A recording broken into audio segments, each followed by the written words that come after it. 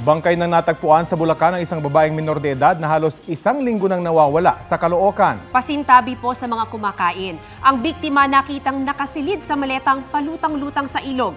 Balitang hatid ni Bea Pinlac.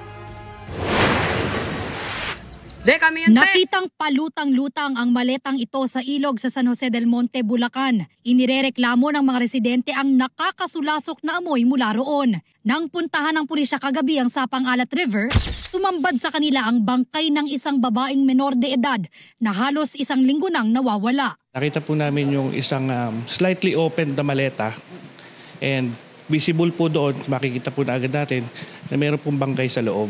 Ka-fetal position po siya. And intact naman po yung damit niya. Yun nga lang po, medyo bloated na at sa pagkakababad sa tubig.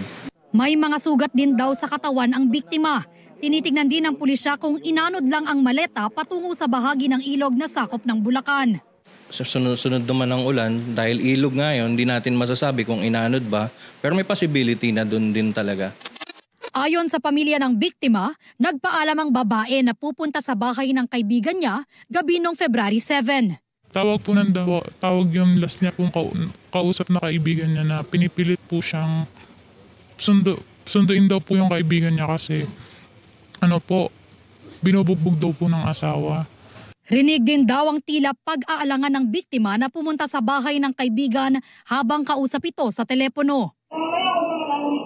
Namumuro na ako dyan sa asawa mo. Saan daw pupunta?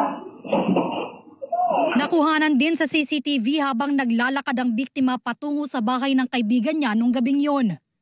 Mula noon, hindi na po siya nagparamdam. Wala na rin po yung account niya, di na makontak yung cellphone niya.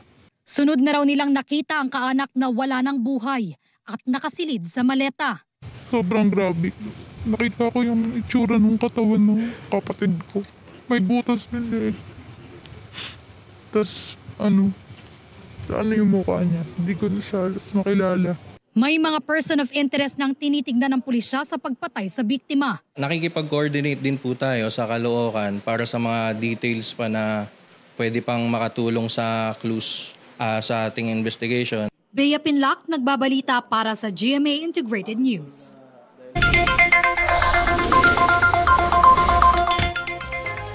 Beep beep beep sa mga motorista, magpagas ngayong weekend dahil may inaasahang taas presyo sa mga produktong petrolyo.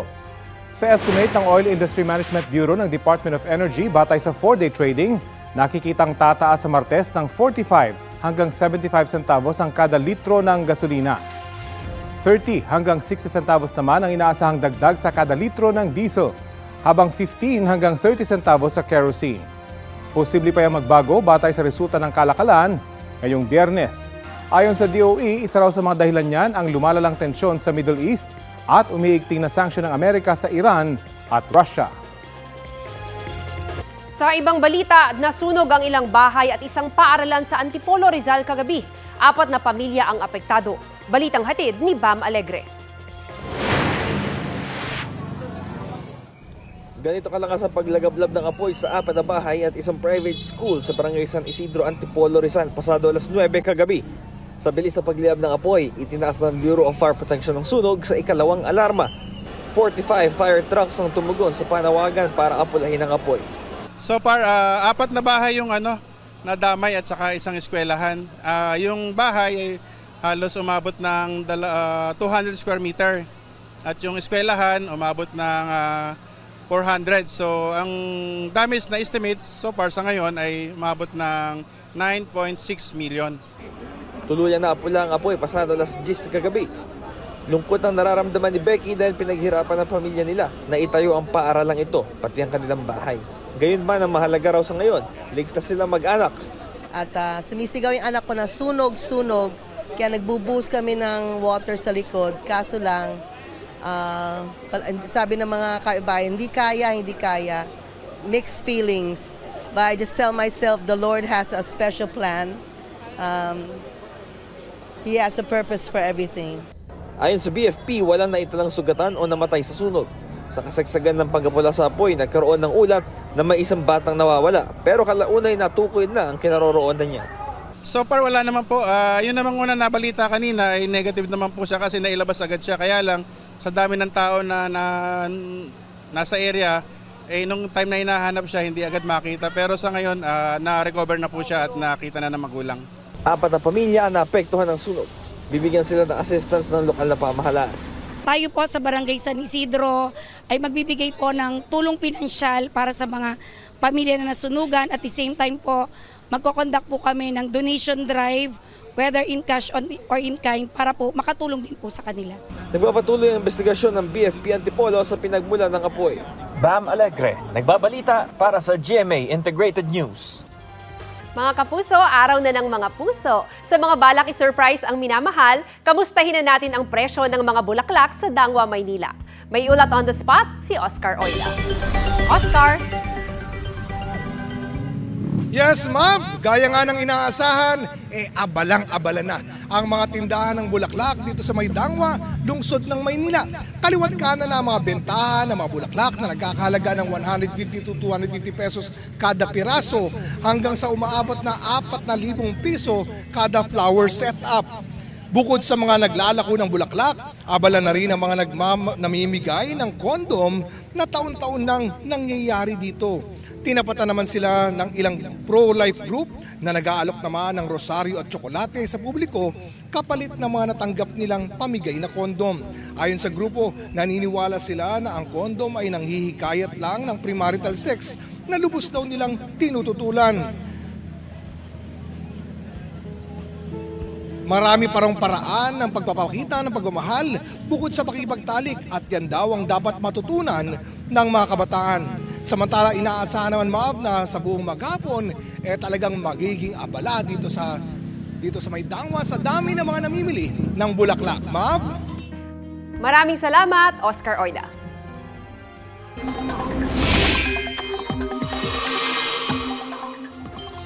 Sa mga kapuso natin may Valentine Day to gimmick ngayong weekend, magbaon ng payong dahil posibleng umulan. Ayon sa Pag-asa, higit na mataas ang tsansang ulanin ng Baguio City ngayong araw, bukas at sa linggo. Maglalaro sa 15 hanggang 24 degrees Celsius ang temperatura sa City of Pines. Posible rin ang mga thunderstorm sa Metro Cebu. 25 degrees Celsius ang posibleng pinakamababang temperatura doon, habang 31 degrees Celsius ang posibleng pinakamataas. Uulanin muli ang Metro Davao. Maglalaro sa 24 hanggang 32 degrees Celsius ang temperatura doon. Dito naman po sa Metro Manila, posible rin ang mga thunderstorm ngayong Valentine weekend. Wala pong bagyo at hindi na nagpapaulan sa bansa ang low pressure area na nasa labas ng Philippine Area of Responsibility. Huli ang namataan 285 kilometers west-northwest ng Pag-asa Island, Kalayaan, Palawan. Umiiral ang shear line sa extreme northern Luzon. Easterlies naman sa silangang bahagi ng Luzon at Visayas, habang apektado ng Intertropical Convergence Zone ang Mindanao. Ngayong Biyernes, naitala ang 15.6 degrees Celsius na minimum temperature sa La Trinidad, Benguet, 16.2 degrees Celsius sa Baguio City, habang 23.8 degrees Celsius dito po sa Quezon City. Magandang balita sa mga Bicolano. May magbabalik na biyahe ng Philippine National Railways doon ngayong Pebrero.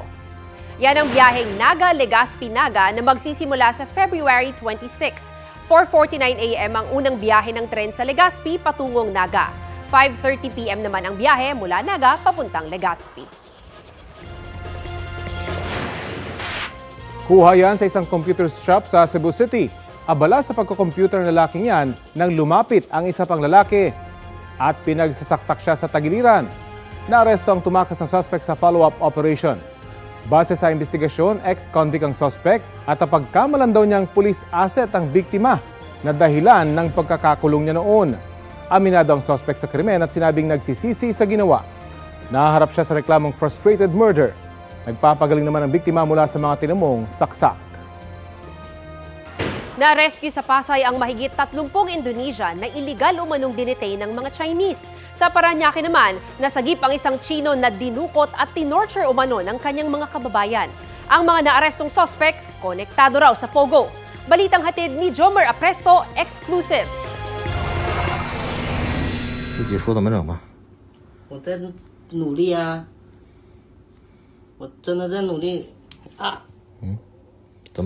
Isang confidential informant ang nagpadala ng videong ito sa mga tauhan ng Presidential Anti-Organized Crime Commission o PAOK. kinidnap at tinorture umano ng dalawang Chinese national ang lalaki sa video na isa ring Chinese. Makalipas ang ilang saglit, natunto ng mga otoridad ang biktima na dinala sa isang mamahaling condo unit sa Parañaque City. Tadtad ng pasa at bali sa katawan ang nirescueng Chinese. Nakuha namin yung information na nandito siya sa 1902. Then, nung pinatok na namin, positibo, nandito yung biktima at sinabi niya na nagtatago yung dalawang suspect doon sa mga kwarto. Nahuli naman ang isang suspect na siyang pinaniniwala ang may hawak ng baril sa video. Sa kuhang ito, puwersahan ng binuksan ng mga tauhan ng PAOK ang kwartong ito kung saan nagtatago ang isa pang suspect.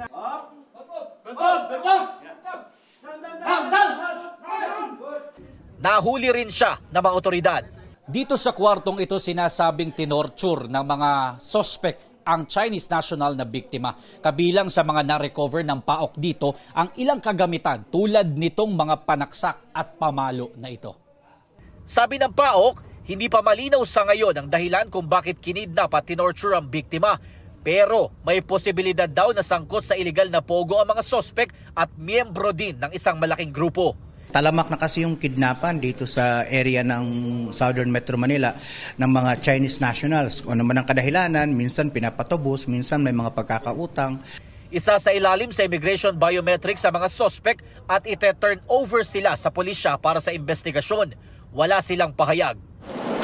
Sa madilim na bahaging ito ng isang gusali sa Pasay City, naabutan ng mga tauhan ng Presidential Anti-Organized Crime Commission o PAOK ang ilang Indonesian national. Sinubukan daw nilang tumakas sa pag-aakalang huhulihin sila ng mga otoridad. Sabi naman ng PAOK, rescue operation ito para sa mga Indonesian national na empleyado ng Pogo at umano'y illegal na identity ng kanilang amo na Chinese national. Sa pilitan daw kinuha ang kanilang mga passport para hindi sila makabalik sa kanilang bansa. May natanggap kasi kaming report na mayroong mga Indonesians that are being held against their will dito. At nakipagbigay-ugnayan kami agad doon sa Indonesian Embassy. So, dumating po yung Interpol. Sa kabuuan, umabot sa 34 na Indonesian ang nasagip sa operasyon habang 2 Chinese ang naaresto. Isa sa kanila ay pinaniniwalaan na dating miyembro ng People's Liberation Army at tumatayong boss ng mga nasagip na dayuhan. Kasi may uniforme siyang pinakita na naka People's Liberation Army. Dati siyang may kaso ng kidnapping at meron siyang warrant of arrest for kidnapping. Ngayon pinakita niya na dismiss na raw yung kaso niyang yon. Pero aalamin pa natin kung habang ang isa pang nahuli, finance officer daw doon. Base sa impormasyon na nakuha ng PAOK, halos kasasara lang ng Pogo kung saan nag-ooperate ang mga Indonesian national. Pero hindi raw naniniwala dito ang PAOK dahil ilan sa nakausap nila ay halos katatanggap lang ng sahod kahapon. Posible rin umano na dinadala sa ibang Pogo hub ang mga biktima. Sabi naman ng PAOK, ilang dayuhan doon ang inaalok ng mga Chinese national para magpunta ng Cambodia. Pero kailangan daw nila magbayad para maibalik ang kanilang passport. Ang problema, sabi ng PAOK, sa oras na makarating na doon ang mga biktima, gagawin silang scammer doon. Sa ngayon ay magre-request sila ng voluntary repatriation sa Indonesian Embassy para mabigyan ng one-way travel pass ang mga biktima. Jomer Apresto nagbabalita para sa GMA Integrated News. Ito ang GMA Regional TV News. Mainit na balita mula sa Luzon, hatid ng GMA Regional TV. May mag-anak na inaresto ng mga pulis sa Dagupan, Pangasinan. Chris, anong ginawa nila? Mav, nahuling nagbebenta ng iligal na droga ang mag-asawa at kanilang anak. Yan at iba pang maiinit na balita hatid ni CJ Turida ng GMA Regional TV. Arestado ang isang padre de pamilya, kanyang misis at kanilang anak sa bypass operation sa Bacayao Norte sa Dagupan, Pangasinan. Nakuha sa kanila ang nasa 6 na pakete na naglalaman ng hinihinalang shabu na may street value na mahigit 50,000 piso, drug paraphernalia at pera. Ayon sa mga otoridad, sinimulan ang surveillance sa kanila noong nakaraang buwan. Bukod sa Dagupan, may mga taga-ibang lugar pa raw na pumunta sa kanilang bahay para bumili ng droga. Nahuli rin nga sa operasyon ang isa nilang parokyano na residente ng Calasiao. Ang sinasabi nila sa kahirapan ng buhay, pero hindi naman natin tatanggapin yung rason na yun dahil hindi ibig sabihin na naghihirap ka sa buhay, pwede ka na magbenta ng illegal drugs. Sa palayan na natagpuan ng isang bangkay sa Solsona, Ilocos Norte. Sa investigasyon, Nakainom ang biktima na dumalo sa lamay ng kanyang yumaong kaanak. Hinihinalang inatake siya ng sakit na epilepsy habang pauwi. Nakita siya ng isang residente at itinawag sa pulisya. Walang nakitang foul play ang Rural Health Unit na sumuri sa bangkay ng biktima. CJ Torida ng GMA Regional TV, nagbabalita para sa GMA Integrated News. Sunod-sunod daw na mga insidente ng pagnanakaw sa mga alagang hayop sa Palayan, Nueva Ecija ang naitala. Nababahala na ang mga residente roon dahil nitong Enero at Pebrero lang, 3 baka na raw ang tinangay sa Barangay Aulo. May mga nawala rin daw na mga kambing at panabong na manok. Natagpuan ng ilang baka pero ulo at buto na lang ang natira. Wala pang nahuli kaugnay sa mga ito. Kwento ng isang opisyal ng barangay, nagsimula ang mga nakawan nang alisin ang mga checkpoint doon. Kaya ngayon, halos 24 oras na raw na nagbabantay ang mga opisyal ng barangay.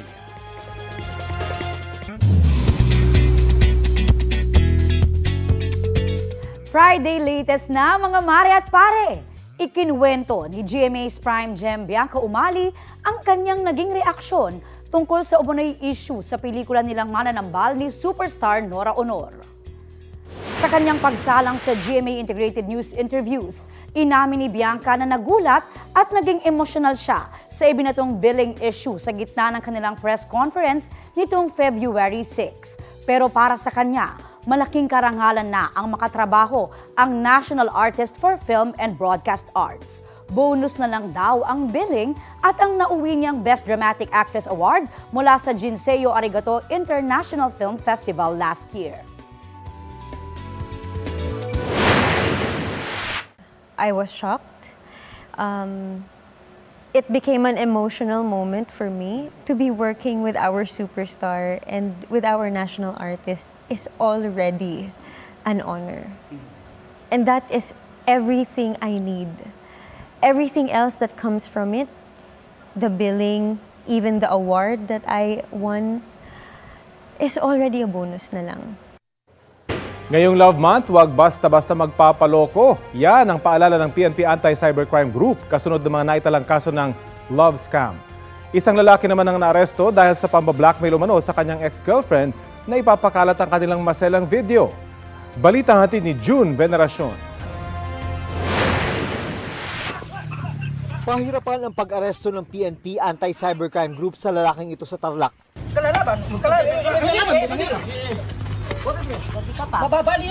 Batay sa investigasyon, nagbanta at nag-blackmail ang suspect sa kanyang ex at ipinakalat umano ang kanilang mga pribadong video. Those recorded na mga video sa CCTV ang ginamit ng suspect sa pangbablackmail, pagbabanta at pamimilit dito sa victim na makipagbalikan sa kanya. Naharap sa patong-patong na reklamong suspect, kabilang ang robbery with intimidation, paglabag sa Anti-Violence Against Women and Their Children Act at Anti-Photo and Video Voyeurism Act. Since na-obsessed po siya, ayaw niya po na makita na may kasamang ibang lalaki itong victim.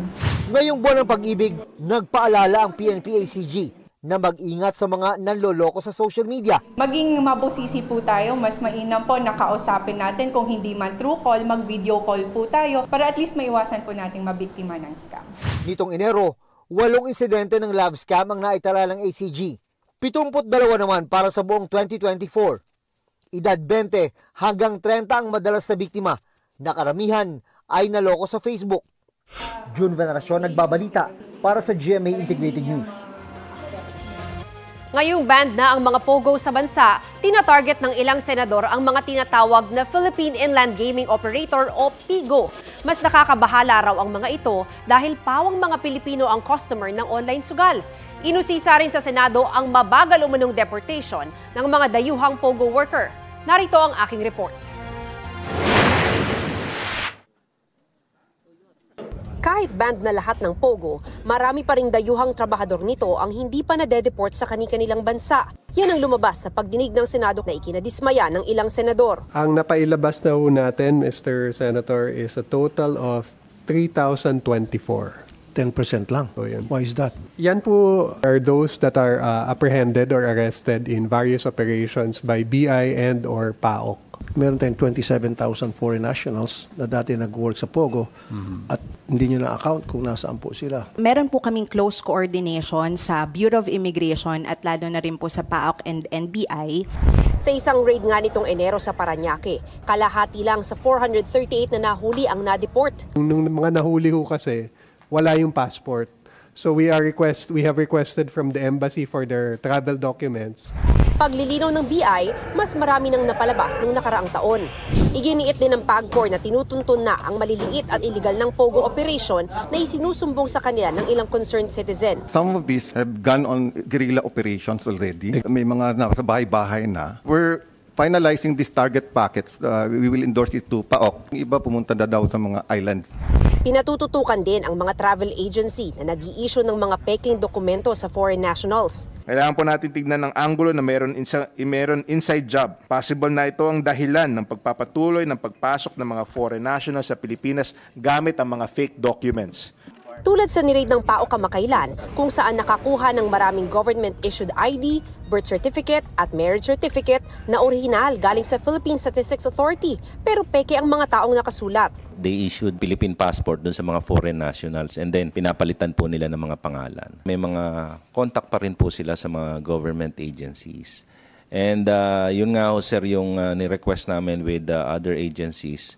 Especially those who issued yung government-issued IDs na to conduct investigation on their own. We're looking at 21 more like this.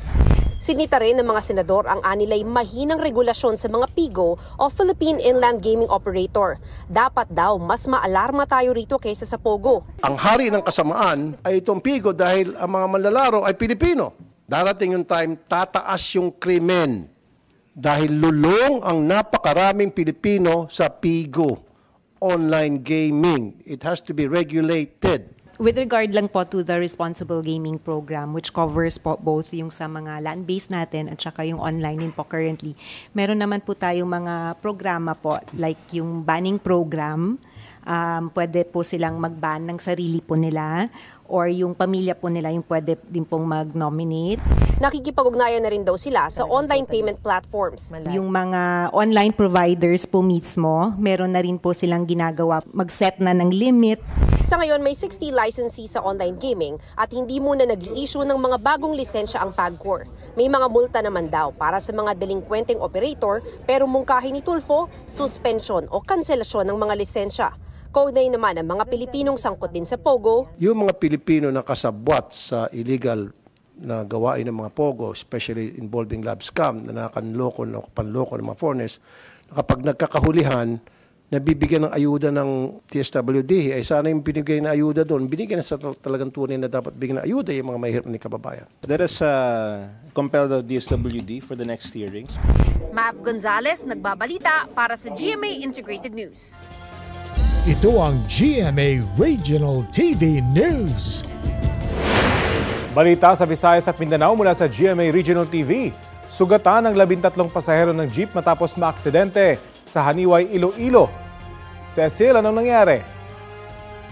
Rafi, tumagilid ang sinasakyan nilang jeep nang bigla raw mamatay ang makina nito. Yan at iba pang may init na balita hatid ni Efren Mamak ng GMA Regional TV. Sugatan ang 13 pasahero matapos tumagilid ang sinasakyan nilang jeep sa Haniway, Iloilo. Batay sa investigasyon ng pulisya, biglang namatay ang makina ng jeep nang hindi pumasok ang pagkambyo sa palikong bahagi ng kalsada. Doon na nawala ng kontrol sa manibela ang driver. Wala raw plano ang mga pasahero na magsampa ng reklamo laban sa driver. Isang patay na fetus ang natagpuan sa isang bakanteng lote sa Pulumulok, South Cotabato. Ayon sa Social Welfare and Development Office ng Barangay Cannery Site, tinatayang nasa 7 hanggang 8 buwan na ang fetus. Nahukay iyon ng ilang residente matapos mapansing may nakatirik na kandila kung saan iyon nadiskubre. Na-recover din sa hukay ang isang bowl at mga diaper at tissue. Inilibing na ang fetus sa public cemetery sa Barangay Matinao. Inaalam pa ng mga otoridad kung sino ang naglibing ng fetus sa bakanteng lote. Efren Mamak ng GMA Regional TV, nagbabalita para sa GMA Integrated News. Nagkarambola ang 6 na sasakyan sa Pulumulok, South Cotabato. Ayon sa pulisya, Nag-U-turn ng isang e-jeep sa Barangay Glamang nang mabangga ang likuran nito ng isang police mobile sa kabilang lane. Kasunod nito, tumama rin ang sasakyan ng pulisya sa isang kotse hanggang sumadsad sa 3 nakaparadang motorsiklo. Sugatan ang driver ng kotse, pati ang isa sa mga pasahero ng e-jeep. Kwento ng tsuper ng e-jeep, mabilis ang takbo ng police mobile nang mangyari ang aksidente. Sinusubukan pang kuhanan ng pahayag ang 4 na sakay ng police mobile. Nagkomento na ang aktor na si Sandro Mula kaugnay sa pagkakabasura ng isa sa mga kaso laban sa independent contractors na sina Jojo Nones at Richard Cruz. Sa isang Instagram story, sinabi ni Mulak na hindi pa naman tapos ang mga kaso. Tinanggal lang daw ang acts of lasciviousness dahil kasama na rin ito sa isa pang kaso laban kina Nones at Cruz na rape through sexual assault sa Pasay Regional Trial Court. Maghahain pa raw sila ng motion for reconsideration kaugnay rito. Get your adrenaline at tuwalya ready sa susunod na adventure ng ating favorite biyahero. Tiyak na mafufall ka sa ganda ng mga talon sa Laguna. Heto ang patikim ng biyahe ni Drew. Tubig, ilog, waterfall, underwater cave. So yeah, it fits me, I think.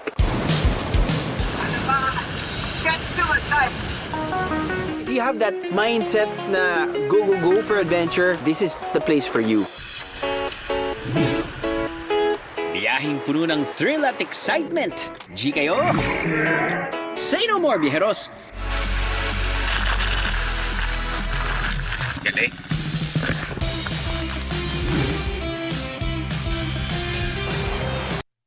Simulan na natin agad sa isang sikat na falls. Na pwede raw pasukin ng loob? Signal number 5. Kaya yung mga tao nagwawalis pa rin sa labas ng bahay nila. Parang wala lang. Back to you, Igan. Masusubok ang ating skills. Bakit mas mahirap? Baba. Gusto ko lang matuwa kayo.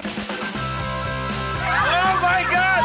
Oh my God! At pakakabugin ng ating dibdib. Hey, Grogo ka na daw.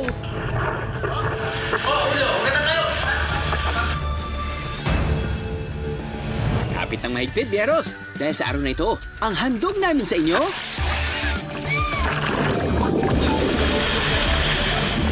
Legit na adventure. Dito lang sa Cabinti, Laguna.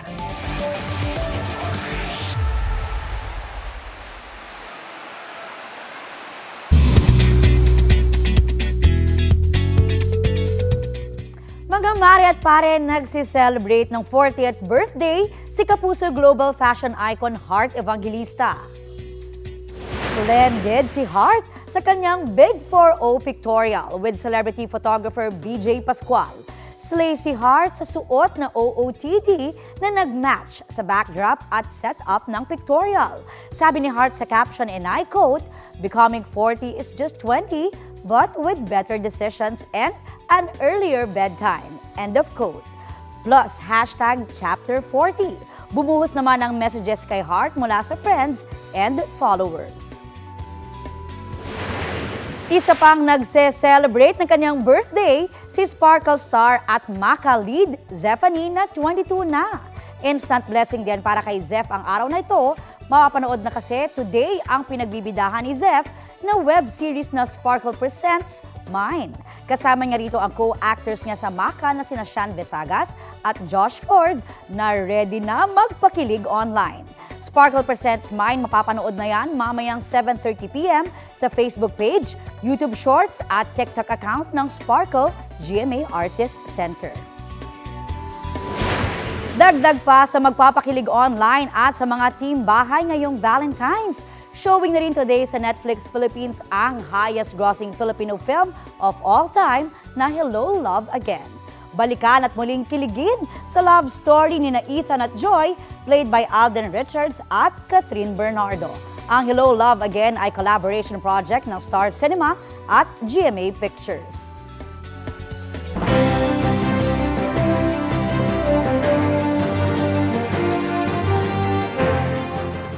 87 days na lang bago ang eleksyon 2025. Patuloy ang pag-iikot ng mga senatorial candidate para sa eleksyon 2025 sa ilang probinsya at lungsod sa bansa. Balitang hatid ni Marisol Abduraman. Nagsagawa ng proclamation rally ang mga binansagang Duterte senatorial candidates ng PDP Laban. Naroon sina Attorney Jimmy Bondo, Senador Ronald Bato de la Rosa, Senador Christopher Lawrence Bongo, Attorney J.B. Hinlo, Attorney Raul Lambino, Congressman Dante Marcoleta, Pastor Apollo Kibuloy na napanood via video message, Attorney Vic Rodriguez na guest candidate ng partido, at si Philip Salvador. Naroon din sa event si dating Pangulong Rodrigo Duterte. Sigurado ako na ang Pilipino napipika na. Either failed promises or whatever. Kaya pagdating ng kung nasa isip pa yan ng Pilipino, swerte natin. Boss, panalo kayong lahat. Nagpadala naman ng mensahe si Vice President Sara Duterte para sa mga kandidato ng partido. Kasama si Pangulong Bongbong Marcos ng kampanya sa Iloilo City ang senatorial slate ng administrasyon. Kumpleto ang kanilang mga kandidatong sina Benhur Avalos, Makati Mayor Abby Binay, Senador Bong Revilla, Senadora Pia Cayetano, dating Senador Ping Lacson, Senador Lito Lapid, Senadora Amy Marcos, dating Senador Manny Pacquiao, dating Senador Tito Soto, Senador Francis Tolentino, Congressman Erwin Tulfo at Congresswoman Camille Villar. Bumisita naman sa Bohol si Bam Aquino. Yan yung totoong. Isang araw matapos talakayin ang isyu ng edukasyon sa Tarlac State University. Si Attorney Sunny Matula nasa union event sa Laguna. Humarap naman si Liza Masa sa isang event sa UP Los Baños kung saan binigyang diin niya ang independent foreign policy.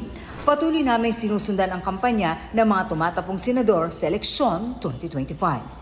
Marisol Abduraman, nagbabalita para sa GMA Integrated News. Nangampanya naman ngayong araw ng mga puso ang ilan pang senatorial candidates. Si Congresswoman Franz Castro na mahagi ng mga bulaklak sa mga guro at magulang sa isang paaralan sa Valenzuela. Si Liza Masa naman nag-ikot sa isang palengke sa Quezon City para makipag-usap sa mga tindero at mamimili. Mainit-init na balita sa sports. Panalo ng gold medal ang men's curling team ng Pilipinas sa 2025 Asian Winter Games sa Harbin, China. Nakalaban nila sa katatapos lang na finals match ang Republic of Korea. Nagwagi sila sa score na 5-3. Bago yan, tinalo ng Pilipinas ang host country na China sa semifinals kahapon. Congratulations, Team Philippines!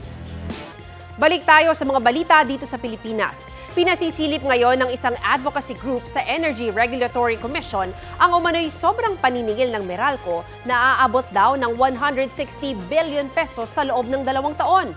Una pa ng grupo, humihingi pa umano ng dagdag singil ang Meralco kahit may sobra namang nakolekta. Balitang hatid ni Maki Pulido. June 2022 nang iutos umano ng Energy Regulatory Commission sa Meralco na limitahan lang ang singil sa distribution charge sa 1 peso and 35 centavos per kilowatt hour.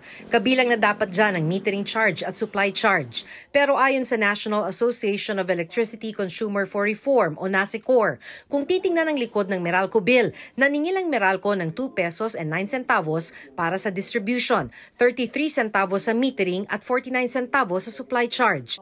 Sobra umano ng 1 peso and 57 centavos sa itinakda ng ERC. Imo-multiply mo lang yan sa kanyang energy sales ng isang taon na kinuha natin sa website nila. Diba? Sa isang taon pa lamang ay lumabas na 82 billion pesos. Kaya kung dinoble natin 2 taon, 164.5 billion pesos ito.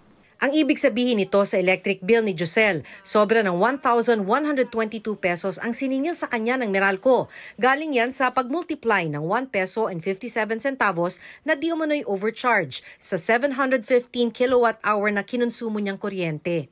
Pagkain araw-araw, dapat doon po mapunta yun.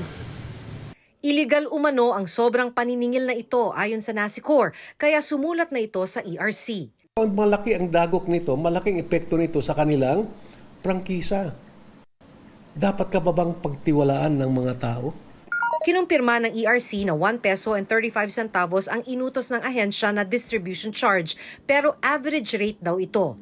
Dahil average rate, magkakaibang singil depende sa konsumo at customer class. Pero bine-verify na nila ang mga datos para masagot ang sulat ng NASICOR. Hinihintay pa namin ang pahayag ng Meralco. Sa itinakdang 1 peso and 35 centavos na distribution charge ng Meralco, handa silang mag-refund ng sobrang singil na 19 billion pesos. Pero puna ng grupong NASICOR, kahit may sobrang nakolekta, humihingi pa ang Meralco ng dagdag na 33 centavos sa sisingiling distribution charge. Nagsusoli ka na nga sa 1 peso and 35, ba't mo itataas sa 166? Ano ba naman ito? It's absurd, unreasonable. Sabi ng ERC, kaka-file lang ng petisyong dagdag singil ng Meralco. Sasailalim pa raw ito sa mga public hearing at evaluation kung ito ay nararapat. Sabi ng Meralco customer na si Josel, sa paniningil, isipin sana ang mga katulad niyang laging naghahagilap ng pambayad sa kuryente. Tiwala. Maayos nila yung ginagawa yung trabaho nila. Kasi hindi naman biro yung ganyan Yung taong bayan naghahanap buhay. Usually po yung iba hindi naman talaga alam kung ano talaga.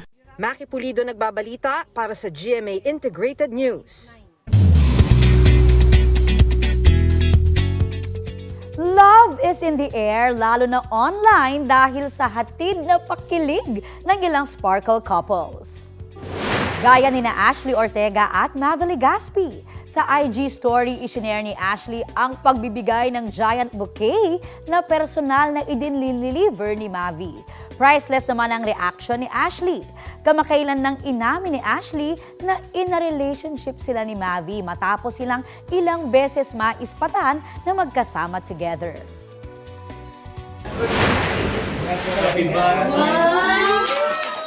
Sinorpresa naman ni Lolong star Paul Salas ang girlfriend na si Mikey Quintos after ng taping ng Lutong Bahay. May dalang bouquet at gift si Paul. Tila napawi naman ang pagod ni Mikey at kinilig sa sweet gestures ng boyfie. Kaya naman, hindi nga napigilang yakapin si Paul. Hindi rin nagpahuli sa pagpapakilig ngayong Valentine's ang Team Jolly ni na prinsesa ng City Jail star Sofia Pablo at Allen Ansay. Ipinost ni Sofia ang kanilang picture together ni Allen. Say ng dalaga, 6th Valentine's together na raw nila ni Allen at looking forward for more Valentine's kasama ang aktor. May mga nahuli na namang iligal na dumaan sa EDSA busway. Isa sa kanila, motorcycle rider na nag-counterflow pa para takasan ng mga otoridad. Narito ang aking report. Sa kagustong umiwas sa hulihan ng traffic violator sa EDSA, nag-counterflow ang motoristang ito sa ibabaw pa man din ng abalang northbound ng Santolan Flyover.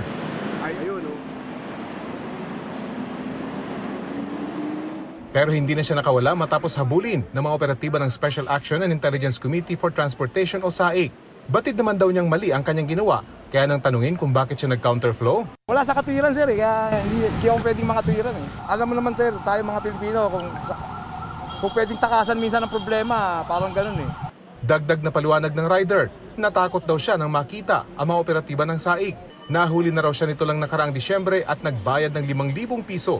Pero dahil sa kanyang ginawa, bukod sa 5,000 penalty, magmumulta rin siya dahil sa reckless driving at pag-counterflow sa EDSA. Bumalik tapos. Karamihan sa mga nahuli ng SAIC mga motorcycle rider. Kadalasang idinadahilan, bahagya lang naman daw ang pagpasok nila sa linya ng EDSA busway. Hindi rin ligtas maging ang ambulansyang ito na bagamat may pasyente, hindi naman daw emergency case kaya sinita at tinikitan pa rin ng SAIC. Paalala ng SAIC, hindi lahat ng ambulansyang may sakay na pasyente pwedeng dumaan sa busway. Tanging yung mga may matinding emergency lang daw ang kanilang pinalulusot. Sa loob lang ng mahigit 2 oras na operasyon, 30 violators agad ang nahuli ng mga operatiba ng SAIC. Rafi Tima nagbabalita para sa GMA Integrated News. Itinanggi ng Philippine Charity Sweepstakes Office o PCSO na nahack ang kanilang database. Kasunod yan ng paglutang ng isang Facebook post na nagsasabing nahack ang mga impormasyon ng mga nanalo sa loto simula 2016 hanggang 2025. Iginiit ni PCSO General Manager Mel Robles na walang anumang aberya sa kanilang sistema at patuloy na pinangangalagaan ang kanilang serbisyo. Marami rin daw peking websites na nagpapanggap na PCSO. Sa ngayon, iniimbestigahan na nila ang alegasyon, katuwang ang Department of Information and Communications Technology. Mga kapuso, may bagong programang dapat abangan tuwing Sabado dito sa GTV at sa DZBB. Yan ang Science Pinas ng Department of Science and Technology. Tampok sa Science Travel Program ang Science in Action o paano nakatutulong at nagbibigay oportunidad ang agham, teknolohiya at inobasyon sa mga komunidad sa bansa. Sabay-sabay mag-explore at matuto kasama ang ating DOST barkada na sina Markway at Rihanna Pangindian. Malaki naman ang pasasalamat ng DOST malaki ang pasasalamat sa DOST ni GMA First Vice President for Radio Operations Glenn Aliona sa pagtitiwala sa GTV at sa DZBB. Malaking tulong daw ang programa para mapalawak pa ang kaalaman ng publiko sa kahalagahan ng agham. Mapapanood ang Science Pinas tuwing Sabado 9 a.m. dito sa GTV. Mapapakinggan din yan via simulcast at live streaming sa Facebook page ng DZBB. Ito ang GMA Regional TV News. Sumalpok sa puno ng niyog ang isang motorsiklo sa Bagao, Cagayan. Dead on arrival sa ospital ang 14 anyos na babaeng angkas. Nagtamo naman ng sugat ang dalagita ring rider. Ayon sa pulisya, nawala ng kontrol ang rider sa palikong bahagi ng kalsada. Mabilis daw noon ang takbo ng motorsiklo kaya hindi na naiwasan pang bumangga sa puno na nasa gilid ng daan. 3 ang arestado sa bypass operation sa Estancia, Iloilo. Nasabat sa kanila ang hinihinalang shabu na tinatayang nasa halos 2 milyong piso ang halaga. Ayon sa Provincial Drug Enforcement Unit, kasama sa inaresto ang isang babaeng drug suspect na itinuturing na high-value individual at supplier umano ng droga sa Northern Iloilo. Inamin ng babae na gumagamit siya ng droga pero itinanggi niya ang pagbebenta. Wala namang pahayag ang 2 pang nahuli kabilang ang isang minor de edad. Mahaharap ang 2 sospek sa reklamong paglabag sa Comprehensive Dangerous Drugs Act. Itinurn over naman si DSWD ang minor de edad.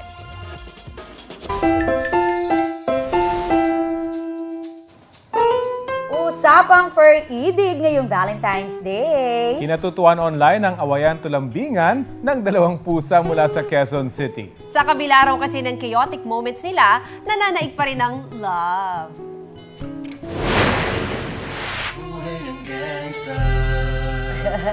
Ayan no, sina Cloudy at Lucky na classic Tabby at Kaliko ang kanilang status. It's complicated. Mula kasi sa kanilang sungitan, may pakilig ang dalawa habang himbing sa pagtulog. Ang cute to. Ayon sa kanilang fur parent, magnanay talaga ang dalawa. Friendly lang din daw ang away nila at hindi talaga nagkakasakitan. Ang certified na pagmamiyawhalan meron ng almost 300,000 views online. Aba, trending! Oh, ito na mga mari at pare, panahon na naman ng pag-ibig. Happy Valentine's Day mga kapuso. Mapa in a relationship man o single, deserve ng love. Hindi lang ngayon, kundi araw-araw. Pero ano bang nagpapakilig sa iyo? Yan ang tanong natin sa netizens. Para kay Janice Francisco, basta patiin lang siya ng kanyang partner ng kiss at hug, okay na. Ay, very simple. Pero samahan pa yan ng flowers, kilig much na raw siya. Dahil Biyernes ngayon, may pasok ang mga estudyante. Kaya para sa college student na si Loder Eileen, kikiligin na siya kung sasabihin ni Prof na early dismissal o kaya ay wala na raw makakapasok. Oo nga naman, di ba? Ang nagpapakilig naman kay Patricia Pamitan kapag out for delivery na raw ang kanyang parcel. Sa Korean drama naman kinikilig si MJ Dalapag. Maraming nakaka-relate dyan. Ako rin. Kahit naman daw walang ka-holding hands ngayong araw, si Denver Penilla, basta raw may pera, masaya na ako din. Ay, parang lahat tayo, ganon. Mga kapuso, makisali sa aming online talakayan sa iba't ibang issue. Kung may nais din kayo maibalita sa inyong lugar, mag-PM na sa Facebook page ng Balitang Hali. Kahit dapat may entry tayo. Oh, ano nagpapakilig sa'yo? Ha? Ano nagpapakilig sa'yo? Pera din. Tsaka alahas. Kala ko may sasagot tong katabi ko eh. Ito po ang Balitang Hali. Bahagi kami ng mas malaking misyon. Rafi Tima po. Sa ngalan ni Connie Sison, ako po si Mav Gonzalez. Kasama niyo rin po ako, Aubrey Carampel. Para sa mas malawak na paglilingkod sa bayan. Mula sa GMA Integrated News, ang News Authority ng Filipino.